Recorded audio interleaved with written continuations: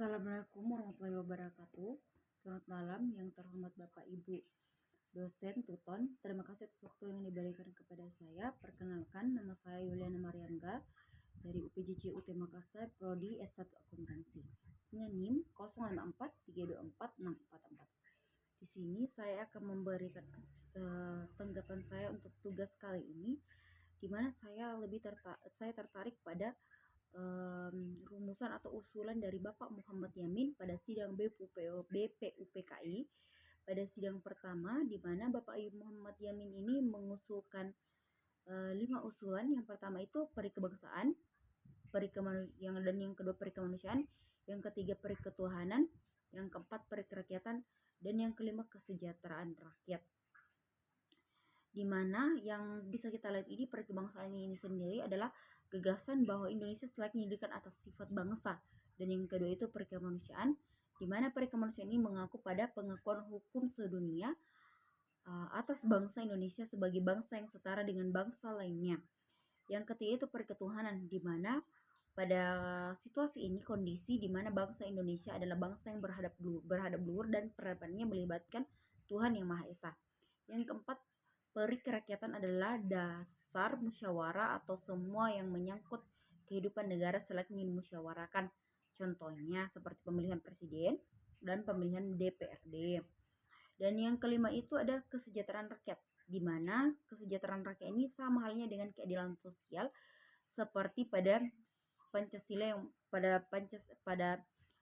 Pancasila di mana yang kelima itu adalah keadilan sosial bagi seluruh rakyat Indonesia menjadi suatu negara yang kesejahteraannya baru.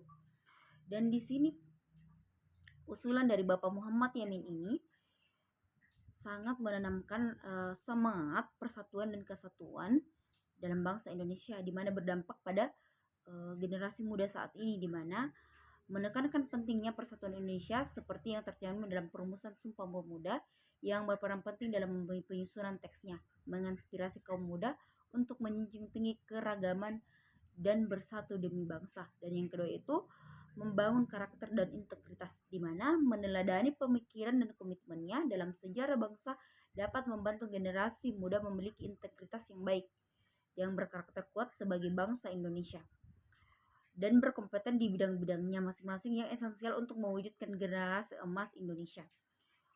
Dan yang ketiga itu meningkatkan cinta tanah air, di mana semua pemikiran dan perjuangan Bapak Muhammad Yamin dalam meraih kemerdekaan dan merumuskan dasar negara yang memupuk itu rasa cinta tanah air dan patriotisme generasi kalangan muda saat ini.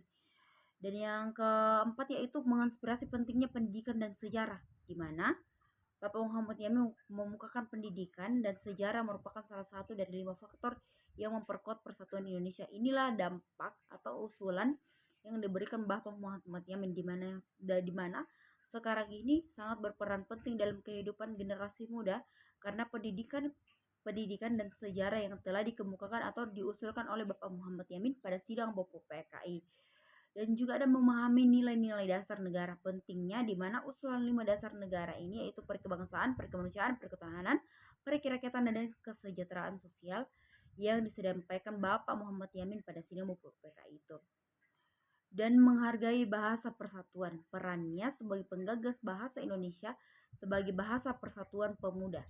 Pada saat ini pun kita sebagai bangsa Indonesia atau generasi muda perlu menanamkan cinta tanah air kita dan menghargai bangsa dan negara kita, di mana kita tetap mencintai tanah air ini. Secara keseluruhan, warisan intelektual dan semangat Bapak Muhammad Yamin sangat dapat diraih bagi generasi muda untuk saat ini untuk aktif berkontribusi dalam pembangunan bangsa, menjaga keutuhan NKRI. Sekian tanggapan dari saya. Kurang lebihnya mohon maaf. Terima kasih atas waktu yang diberikan kepada saya. Sekian dan terima kasih.